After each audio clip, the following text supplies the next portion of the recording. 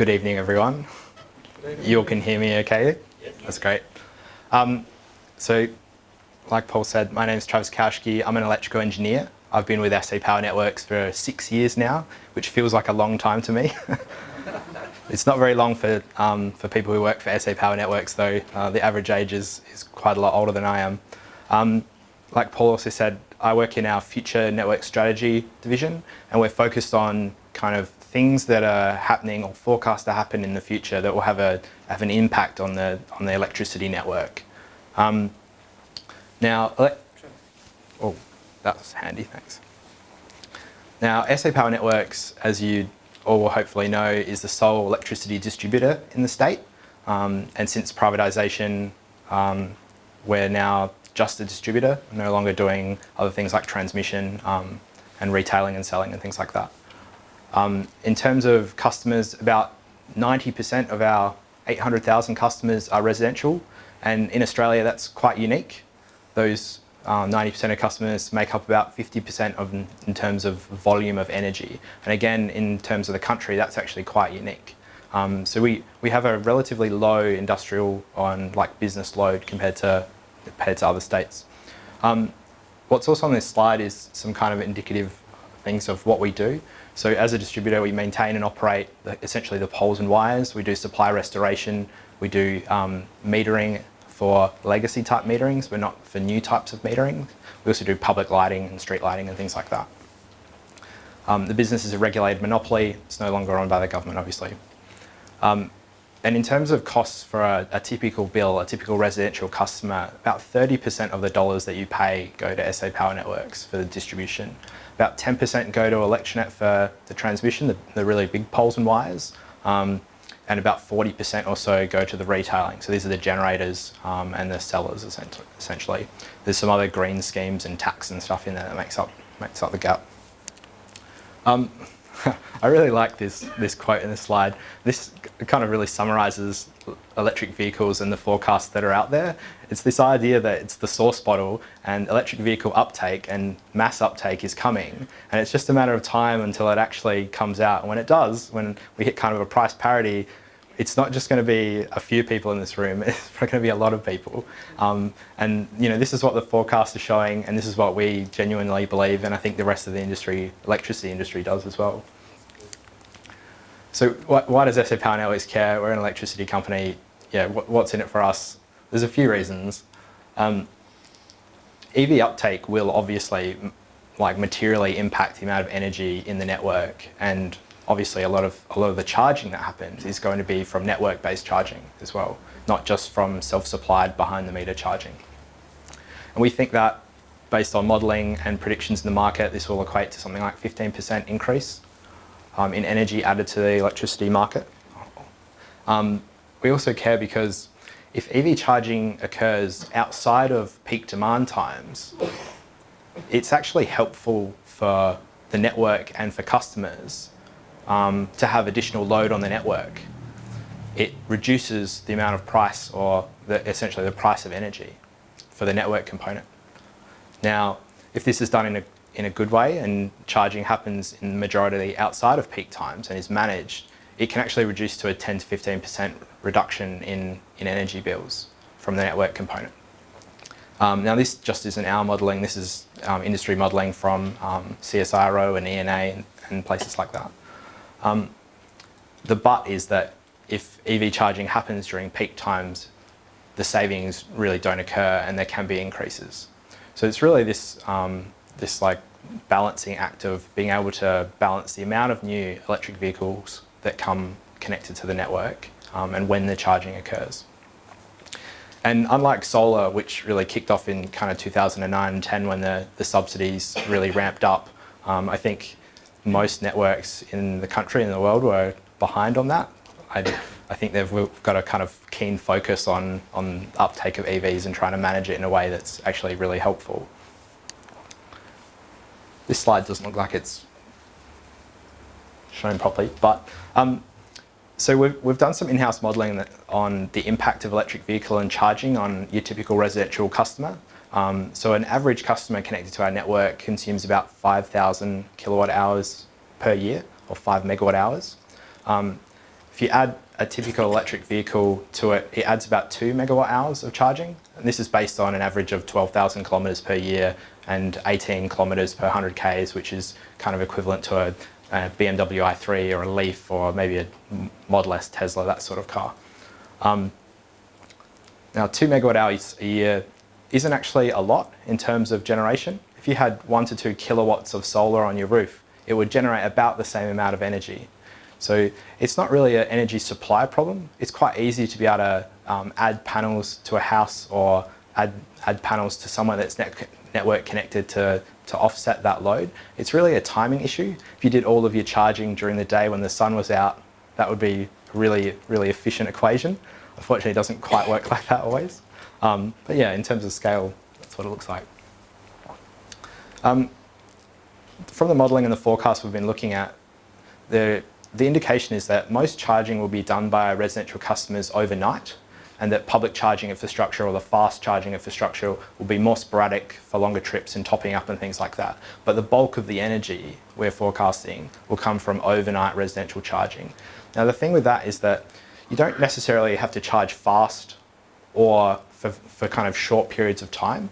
If you're plugging in overnight and you're charging and using the car in the morning, you can actually really slow down the rate of charging and doing it over a much longer period of time. What that means is that the impact on the network is actually a lot less.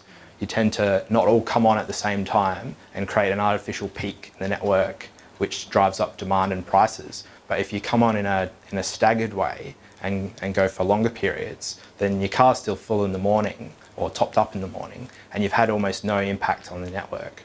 So it's kind of a win-win scenario like that.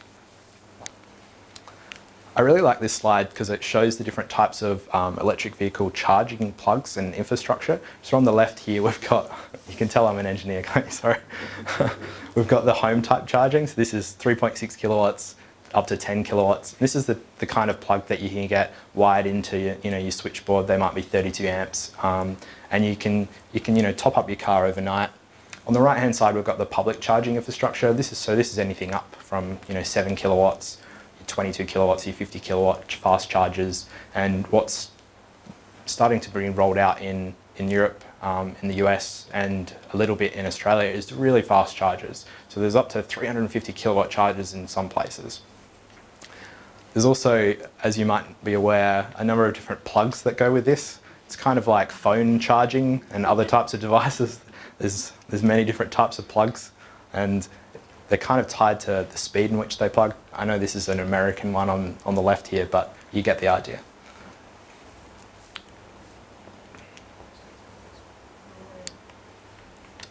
This is a forecast from the Australian energy market operator AEMO on the uptake of electric vehicles in Australia. And it's kind of really nice and smooth up until about the mid-2020s, where it kind of hits a knee point and accelerates or starts accelerating.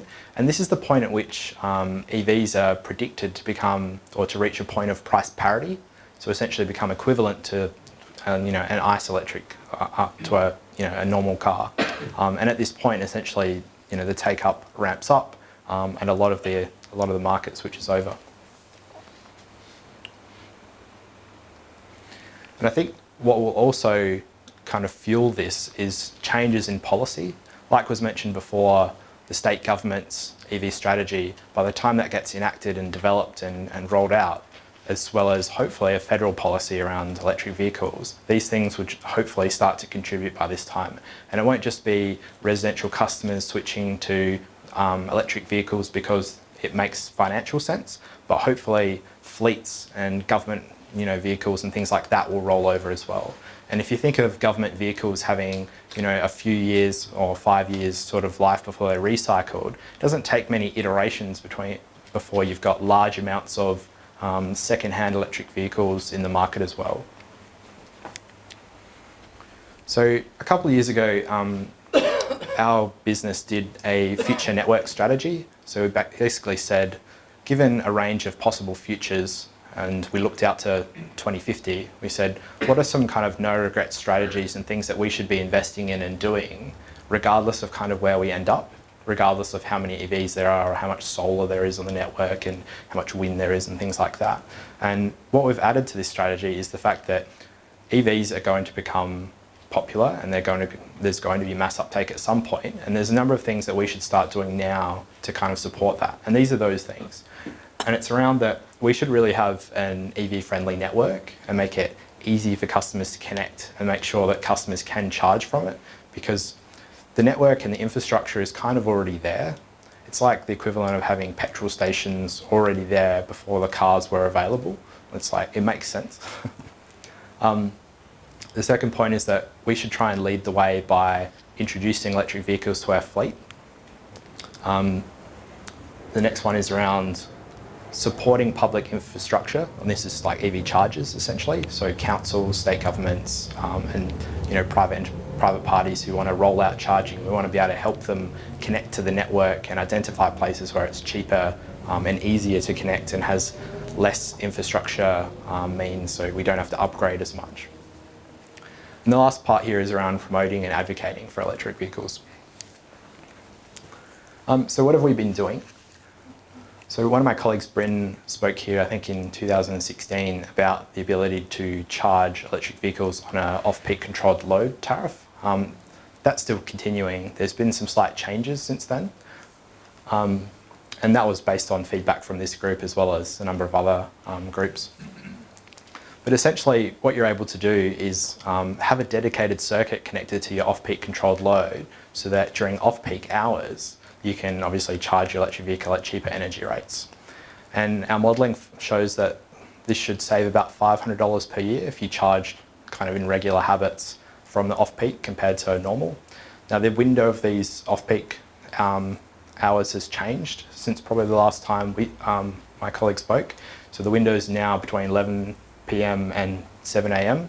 There's also going to be, well there already is, an off-peak period during the day because of the amount of rooftop solar that's being connected to the network. This is particularly important in residential areas where there's a lot of solar being installed and a lot of people aren't home during the day, and that means that there's not a lot of load there. So it's a prime opportunity to add on load like electric vehicles or electric hot water. The other change is that we're now allowing 32 amp chargers to be connected to this off-peak controlled load register. So you can charge essentially faster. There are some caveats around this though. On a lot of meters that are in people's switchboards, they do have a 40 amp breaker. So because of that, you don't necessarily want, say, your electric hot water and your EV charger coming on at the same time. You're probably going to trip it. So in the tariff rules, there's things about only one device is meant to be coming on at a time. So if you've got a spa heater or something, or a pool heater as well, you're not meant to whack them all on. That'll end up increasing demand and creating like an artificial peak in the network and increasing pricing. So it's meant to be, fair and manageable basically.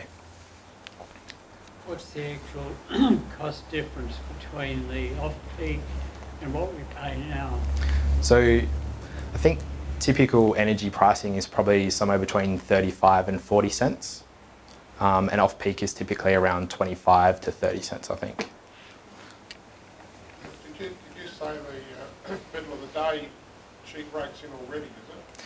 Yeah, the issue with this though is that the tariffs that we describe as the network actually get charged to the retailer, not to customers directly. So it's up to retailers to choose how they pass it on. And at the moment, that's not something they are passing on. I will talk a little bit more about tariffs in a minute and what we're proposing for the next reset as well. But before that, kind of a little quick primer. The reset, or the revenue that SA Power Networks gets is from customers. And it's on a 5-year cycle where SA Power Networks puts together a proposal on how much revenue or money they should be able to make or collect from customers to cover costs of maintaining and operating the network. Now, every 5 years, the government, through the Australian Energy Regulator, the AER, decides what's a fair amount. So they'll take our proposal and they'll say this is too high, this is too low in different areas, and they'll make a decision. And that sets for the next 5 years how much revenue can be recovered. So this revenue covers everything from kind of new capacity increases to replacing things that fail and everything like that. And in general, the way that we try and define and describe and create the tariffs that customers pay is meant to be done in a somewhat cost-reflective way so that customers who contribute more to network costs should be paying more. So if a large business has a very high demand, they should pay more because of their demand. And there's charges for, say, large business or industry to kind of compensate for that. So in general, what we try and do is we make the tariffs that we charge customers cost reflective. And over time, we're trying to provide more cost reflective tariffs. So this off-peak controlled load is a mechanism to do that. It's basically a financial incentive to say, if you charge during these windows, off-peak for your electric vehicle or during the day when there's not a lot of load, it's actually cheaper, and that's a financial incentive. But like I said, these tariffs are actually charged to retailers, not end customers, and it's the retailers who are the ones who end up passing it on.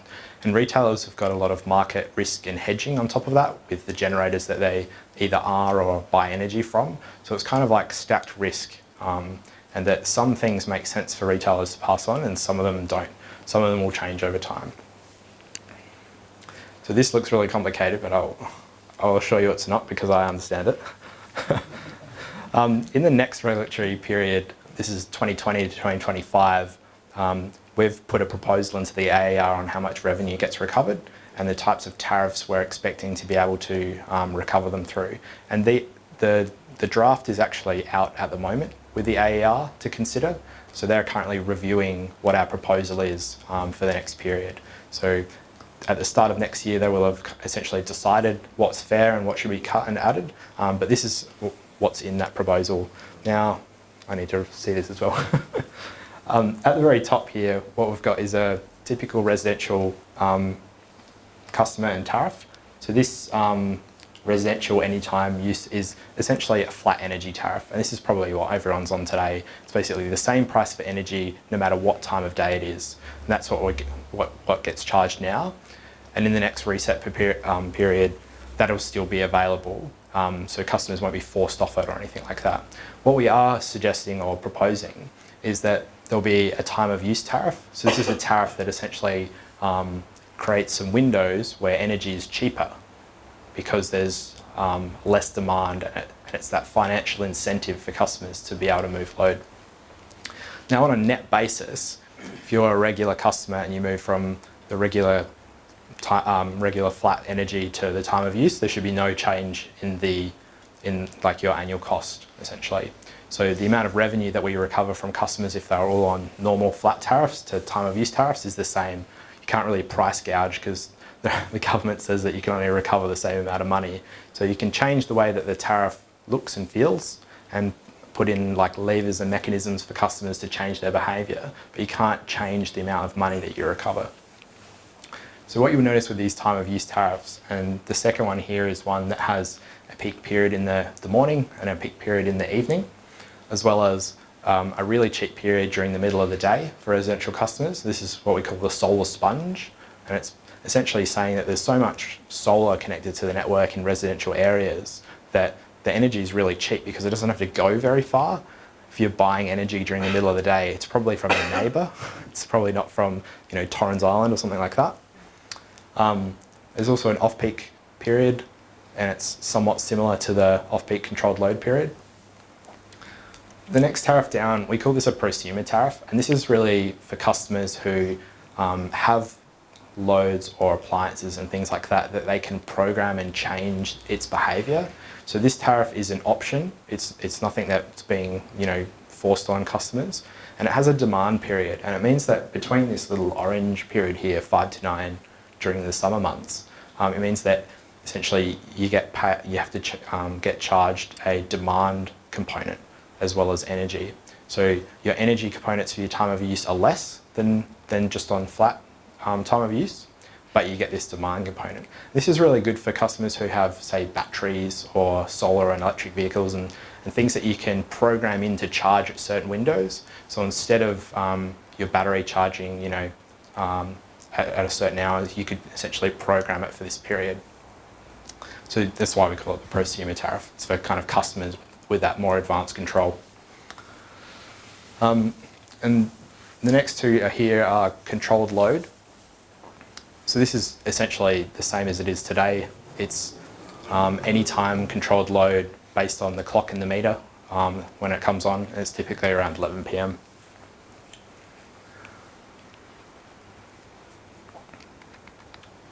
So these types of tariffs, though, they're not the time of use and the demand type tariffs. They're not available to all types of customers. You need special types of metering to be able to do the time-based ones. If you've got a really old energy meter that's just like a spinning disc, it doesn't really know the time of the day, so it can't measure how much energy you're using at different times.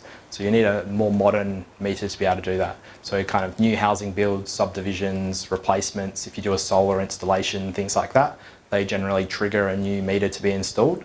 And when you have that type of meter, you'd be able to use one of these tariffs. Something to note is that most new solar installations now, when you get an import-export meter or a smart meter with that installation, they normally don't cost the customer any money. You know, the retailer might bundle it into your costs somewhere, but it's not like a fixed cost up front. So if you install solar, for example, that would be available. How many people in the room have solar at the moment? I think there would be a pretty strong overlap between solar customers and electric vehicle owners, wouldn't there?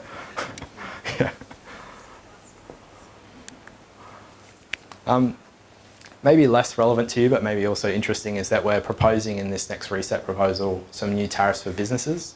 And these are around not penalising customers so much for very short duration spiky loads. So an example of that would be if you had a really big fast electric vehicle charger and you only charge for a few minutes. On the old tariffs that are currently applicable, you pay based on whatever your peak demand was for a 30-minute period. So if you charge for only a few minutes, it might contribute to that. The new types of tariffs kind of smooth that out. So they say on average, you pay less. So these types of business tariffs work really well for the faster electric vehicle chargers that you'd find in public areas. One of the other points in our strategy was around increasing uptake of electric vehicles by leading the way. So over the last year or so, maybe a couple of years, we've introduced, I think, 12 hybrid PHEVs, Mitsubishi PHEVs, into our fleet, and they're used as pool vehicles at our head office. We also have a couple of Holden Volts floating around. They're a few years old now. They're going to be refreshed, most likely into a Hyundai Ioniq or a Kona. Still being decided. When are they going to auction? It's a good question. I don't know. I need my cards every day. Okay. And with the fleet of PHEVs, we also have electric vehicle chargers at head office now. So each one of these parking bays has its own electric vehicle charger, and there's a fancy load balancing system that makes sure that we don't charge them all at once, basically. So if we plug in all 12 at the same time, they all manage. This was essentially so that we didn't have to pay for our electricity supply upgrade to our head office. Yeah. We also looked, when we're looking to replace these Holden Volts, we're looking at other vehicles that are available. And we came across the Twizy. I'm not sure if you're familiar with this car. It's very small and it seems like a really good idea for commuting short distances, especially between offices, but they don't seem to be road legal in Australia, which is really disappointing. Yeah. In late 2017, we also took part in a project to install electric vehicle charging in Franklin Street. I'm sure you've seen this. We partnered with the state government, Adelaide City Council, with Tesla, with Mitsubishi to develop this site. And our unregulated business, AEVA, were the ones who did the construction. So this is a pretty unique site. There's both Tesla chargers and normal chargers in the same place. I think that's the only place in SA that's like that. Actually, I don't know anywhere else in Australia that's like that as well. They're normally separated. And what we've got here is two 50 kilowatt DC fast chargers, the V-Fuel ones. We've got one Schneider 22 kilowatt charger as well, and there's 4 of the Tesla ones. In terms of promoting electric vehicles, we also took part in an advocacy project called Charge Together. This is an ARENA-funded project that essentially sought to do some modelling and some research into the impact of electric vehicles on the network, and we provided quite a bit of data and advice for this. And the business or the company who's developed this has got a website with some advice on there about purchasing electric vehicles and their ownership and things like that. It's quite a good resource actually, if you haven't seen it already. I think they also organise drive days, which would have been part of this group as well. I don't think so. Yeah, not anymore. But we did. Oh, sorry. I didn't know much. There you go. Last year we also became a member of the Electric Vehicle Council, so it's a national body that kind of represents both networks and retailers and OEMs and the like. So we're now a member of this and we participate in the national conversation, which tries to advocate for electric vehicles to the government and kind of other bodies as well.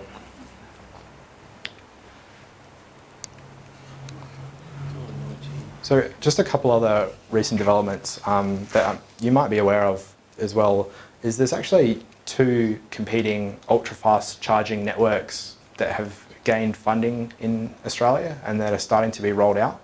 So these are separate from the Tesla fast chargers that are occurring. These are 2 separate networks. One of them is by ChargeFox and one of them is by AEVA, which used to be called Fast Cities. And they've got large amounts of, or a fairly large amount of capital behind them now to essentially roll out fast charging along highways to link cities. We've been working with both of these providers to essentially locate places to connect and also connect them and teach them about tariffs and things like that. Something else is that we've been talking to Woolworths about electric vehicle trucks. And they've, I think, purchased their first one and they're keen to purchase another. You would know a lot more than I do about the numerous electric vehicle models that are hitting the market, and it's almost exponential the amount of models that are kind of being that are coming out. There's also a local manufacturer, ACE. They're planning to build or construct some electric vehicles in the state.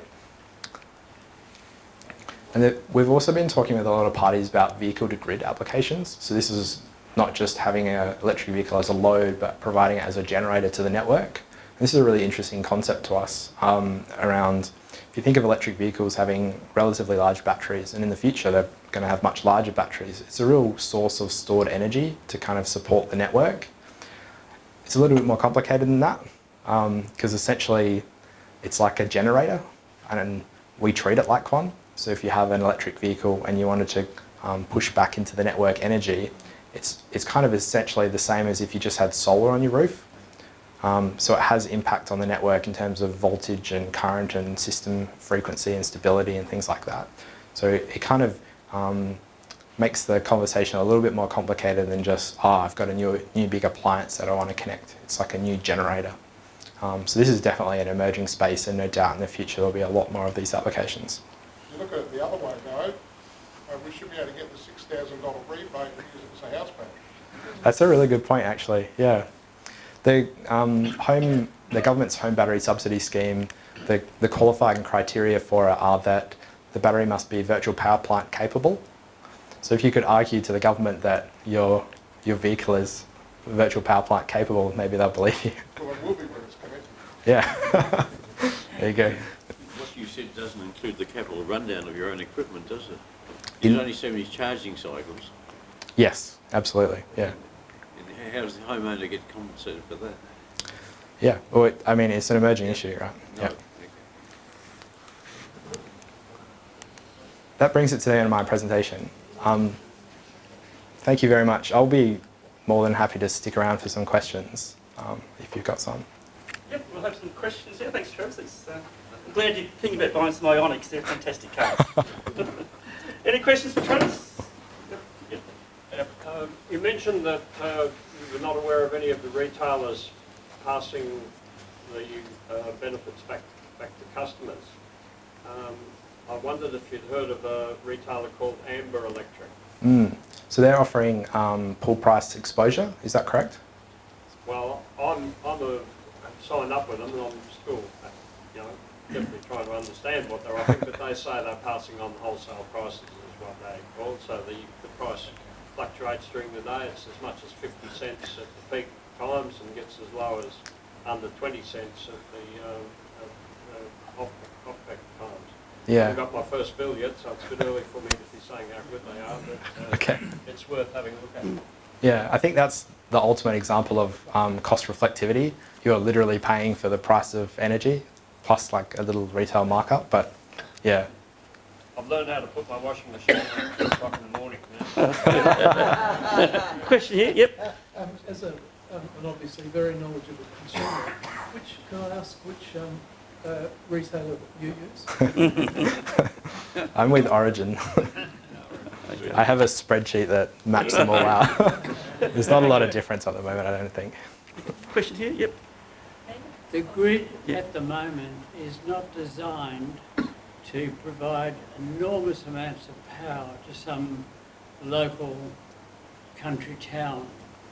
If we're moving quickly into electric vehicles, you can imagine 4 or 5 electric B-doubles coming in, all wanting, 350 kilowatt charging all at once in say, Tantanoola or somewhere like that. How is the grid going to manage that sort of enormous supply into relatively small centres right across the country? Did anyone hear that question? It's asking how a big demand in small country towns are going to be managed. Travis? Yeah, this is a really good question and something we've been asked a few times and we're definitely thinking about. Diesel. Diesel. In general, when an electric charger wants to connect to the network, we need to make sure that there's capacity available, so there's enough power to be transmitted to those locations. Now, if there isn't, the person who's installing the electric vehicle charger, so the private enterprise or the infrastructure company like Fast Cities or ChargeFox, is actually up for the cost to upgrade the network to make sure that it's capable of being supplying the energy essentially. It's going to be inhibitory for So country suppliers, what isn't it? what that means is that in certain locations, especially rural locations, it's a lot more costly to connect electric vehicle charger than it is in a metro location. So there has to be quite a lot of cross-subsidy in these fast charging networks that get rolled out, where they might put a fast charger in a country town that doesn't have a lot of supply, but it does, or it gets upgraded to have some supply so that it can sustain that. And this is where a lot of this backing comes in for these networks, whether it's like private money or government money and subsidies like that to subsidise locations that aren't necessarily financial by themselves, but when you kind of add them all together, the cross-subsidy works. The other thing that we're working with these providers, these charging infrastructure providers, is to do things like have flexible demand or flexible connections, so that if you're in a regional location that has got limited amounts of capacity, maybe that amount of capacity though isn't actually always limited. During peak times there's definitely less, but what that means is that the amount that you can charge can actually change over time. So in the middle of the night, if a truck pulls up, there's actually more capacity available than if it was at 6 or 7 p.m. at night. So what we're working with providers like this to understand is that they can have or apply and pay for a certain amount of fixed firm capacity that's always available, but you can have cheaper flexible capacity on top of that that allows you to charge like most of the time, but just not at peak times, and it kind of reduces the amount of network that needs to be built. Sally, you next? Yep. Oh, yeah. Back to Origin. How on earth do you get them to send you the form or whatever to get off-peak charging put on? Because I've been round and round the loop and you can't do a review anymore to understand what you're doing. And it's really frustrating. And I don't have, because I have gas hot water, so I didn't have J Tariff. And it's just like they're clueless and I'm clueless about what I need to get from them to get it. I sympathise with you. I don't know the answer though. You say just asked about how to access off-peak power through Origin. Some issues there, but anyway. Yep, maybe you could talk to Travis or whatever. Yep, afterwards. Yep, Roger. Well, thanks, Trevor.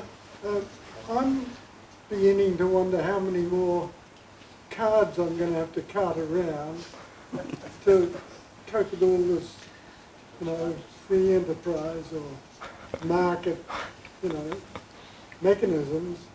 We've got 2 cards already. One's a Charge Star and I forgot what the other is.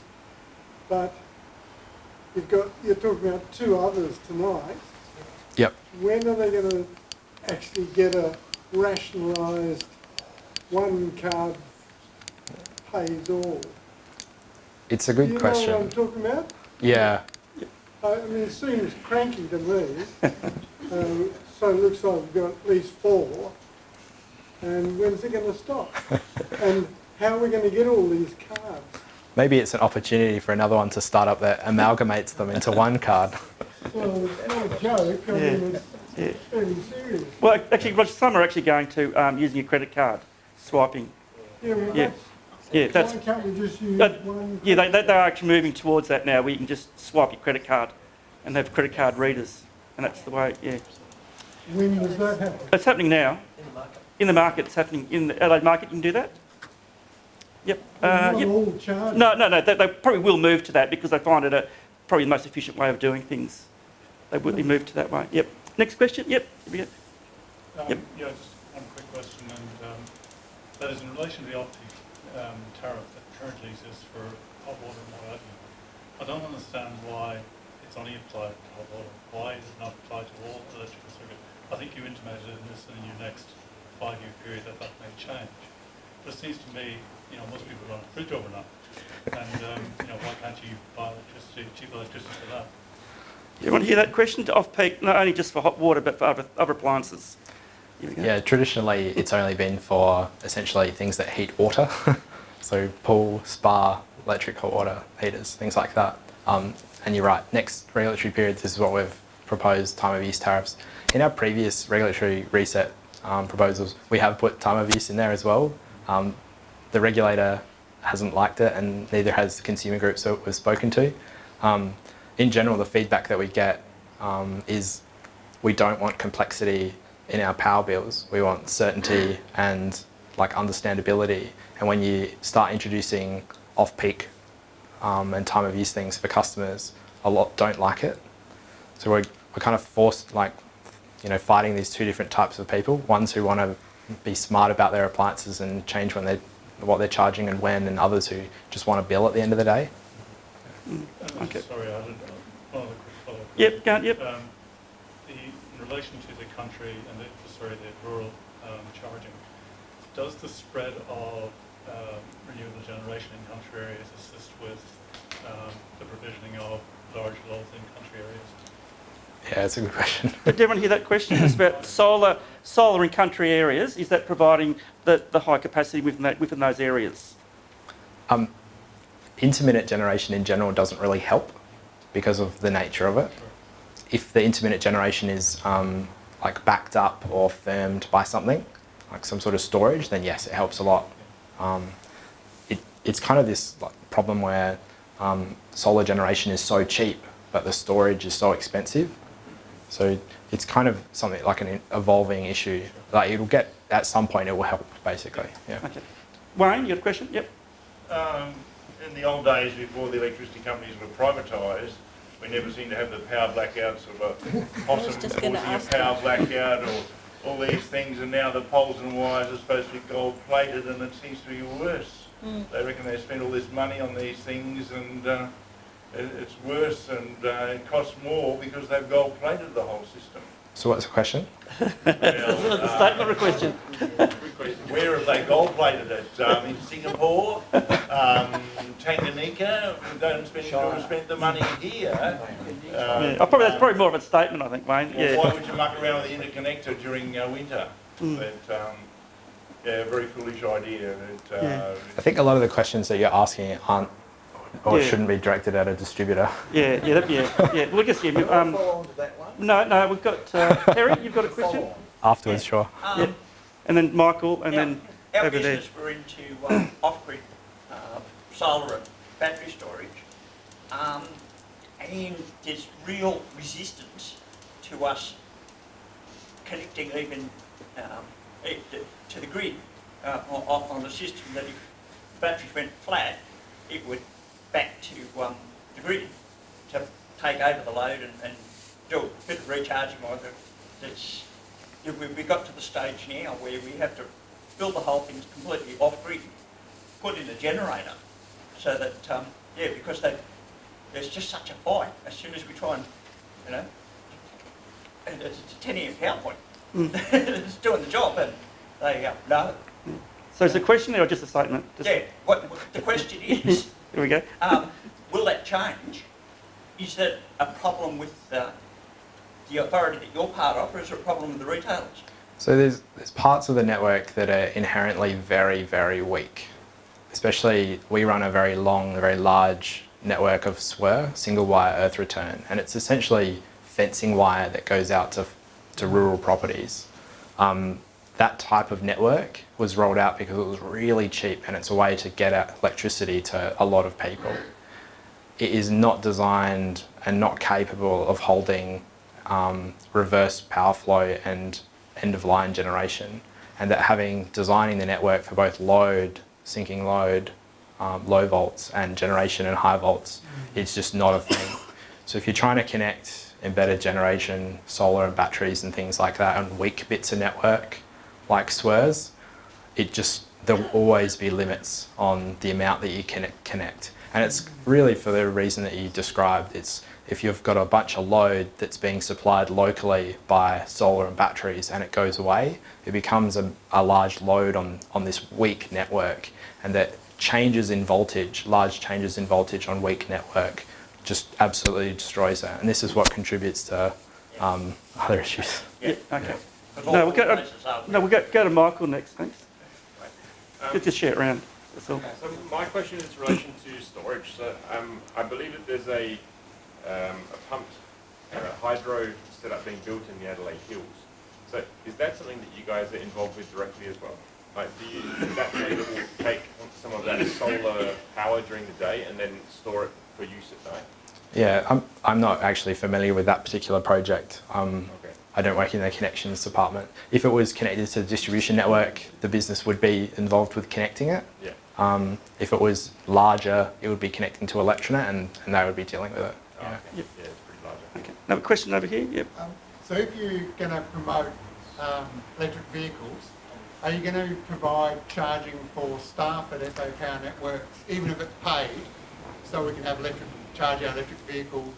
You can come down to the Network Innovation Centre and charge if you like. Yeah, I know. Yeah. And other places. And then you'd encourage staff to buy electric vehicles because I'm sure it would pay, but then there'd be more electric vehicles coming in around the place. It's a good suggestion, and you might be aware that SA Water is recently doing a project called Project Zero, where they're trying to install enough solar and batteries to make their bills really cheap. SA Power Networks is looking at the same type of thing, and with that comes, say, electric vehicle charging and things like that at railway terrace or like wherever it is. It's definitely like being considered. Okay, another question here, yep. Just a supplementary to the previous question. I've heard that an alternative to having a large storage system like Snowy Hydro 2 would be better to have a lot more smaller storage along the grid. So taking it right back to your single line, your SWIR lines, would having storage at the end or along those lines mean that you could release power back at times when it was more appropriate? So you could have some power going back into the grid from those places. Yeah, absolutely. Just it's like a scale thing. You can add a certain amount, but if you don't want like a huge amount on the end of a weak line, right? Right. You don't want to try and put Snowy Hydro on the end of a SWIR. No, but the scale determined. Yep. Yeah, I've got a double-barreled question about financial transparency, and I think the people here tonight would want to know that about the electric cars. The first part of that is when I get paid, when I have to pay bills from a distributor for electricity, I take the total kilowatt hour supplied and I divide that into the money they're charging me. It doesn't come to 33 cents, it comes to 74 cents because of the huge supply charge they've now added. So taking that as a starting point, the second part is even more perplexing. When you do comparisons how much it'll cost you to run an electric car per kilometre and all that sort of stuff, it might sound pretty good, say it's 33 cents or whatever. However, be assured that the government is going to slug the other 45 cents on top of that in a different area of taxation on you by missing out on the fuel tax that's currently charged, which I believe is around about 45 cents a litre. So they're not going to go and not charge you that. That'll be in addition to whatever you guys are doing through your retailers and down the line. So it's a vexed question. We should be looking at the clarity of all of that in total, not in little bits and pieces. Can you comment on that, or you want more of a comment? Or Yeah. probably, Yeah. It's probably a fair Well, statement. a simple question to you then, very short one. When the cost of wholesale electricity in SA drops to zero and below several times a month because there's more supply than demand, do you charge zero to your next repos? Well, you have to understand that the cost reflectivity in the tariffs, it's not all based on consumption, right? The poles and wires are still there regardless of whether you're using them. If you want to be connected to the network and have the infrastructure available, you have to pay for it in some way. And if you're not using anything but you want to remain connected and have it available when you want to use it, then there has to be a charge associated with that. A happy thought to everyone tonight. Yeah. Yeah, okay, yeah, we'll just... Yeah, some people hug trees, I hug stove. Yeah, I know, yeah. Sort of, yeah. We might move on, because that's sort of Travis probably can't... Yeah, mine haven't been changed for 60 years. Yeah, it's probably something you can't really comment on, but we'll move on. Terry, you've got a question? Yep. Talking about the house batteries, I heard the other day that the rebate's only for lithium batteries, like if you've got the molten salt or the lead acid, you can't get the rebate. Is that a mistake by the people that brought it in? Is that sort of in your court, that side? So the state government is the one that's responsible for the home battery subsidy scheme, and they're the ones that put together the criteria that do that. So that they would be the relevant people to ask about it. Yeah, the question was about the subsidy for batteries only for lithium-ion, not for other chemistries like salt batteries. So it's with the state government. There was another question. Yep, over here. Yep. Mine's a technical question. Here we go. No, I can't help you. In the sort of load limiting scenario that you put your washing machine on and you've got to get your EV charger off, how many milliseconds you've got to do that? So the billing is on 30-minute intervals. So No, I'm talking about blowing your fuses. Well, fuses and circuit breakers have thermal limits, so there'll be seconds before they probably trip based on overcurrent, right? Yeah. Okay. Yep. Jan, you had a question? Yep. Yeah. Sorry. Sorry. Oh, sorry. No, you go, Jan. Sorry, but yeah. It's about that vehicle to grid, right? You use the battery in your electric vehicle to get onto the grid, the other way. You said that is seen by Power Network as a generator. But if you would program them such that they would never ever feed in, that they would only produce as much as that particular house is using, right? Then it's not really a generator. It is for the network. It's just like people switching off their loads. Yep, you're right. And what you're describing is something we call zero export. Yeah. So you can have a type of load or generator that isn't capable of pushing back. Yep. And the criteria for connecting those types of things is basically show what protection it has to not feed back, and then it's okay to connect, basically. Well, there are hybrid inverters, for instance, that you can just program them like that they never. Yep. So you just. So would that sort of eliminate all the regulation of having a generator? No, because can you trust everyone to just not zero export? Okay, we'll have one more question, and then we'll move. I want to follow on to this gentleman's. Yep. For a long time, I've wanted to know why, in a country like Australia, where we have such huge storms, big changes in weather, temperatures and all that sort of thing, that we have not got rid of poles and wires. And in fact, in 1980, when we had the over 20% unemployment, I wrote to Bob Hawke and suggested it, that we get all these unemployed people digging the holes and putting it all underground. Why has that not been done? Because you have huge amounts of people doing maintenance constantly on your poles and wires.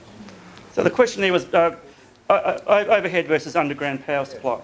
There's a couple of really good. And there's radiation too. There's probably a couple of good reasons why. One is that there's this like story or analogy about a Greek ship that goes out to sea, and when you replace one bit of it, you only ever replace one bit at a time. You don't replace the whole ship at a time. And it's the same with the network. When you go and build poles and wires, they last a really, really long time, like most of them, but you replace it in pieces. You don't really have an opportunity to go and replace a whole section at one time. So you don't pull it down and underground, a whole feeder or a whole suburb. That's really, really expensive to do that. And it's largely expensive because a lot of that asset is still good. is still fine to and has life left in it. You put it underground. Yeah. The other couple of things is there is actually programs to do what you're describing, and they've got certain amounts of budget per year to essentially go to a bit of network and pull it down and replace it, and that's done in a targeted way. So eventually, that'll happen over a long enough period, and essentially like all new areas as well are built underground. So this is just kind of a legacy issue.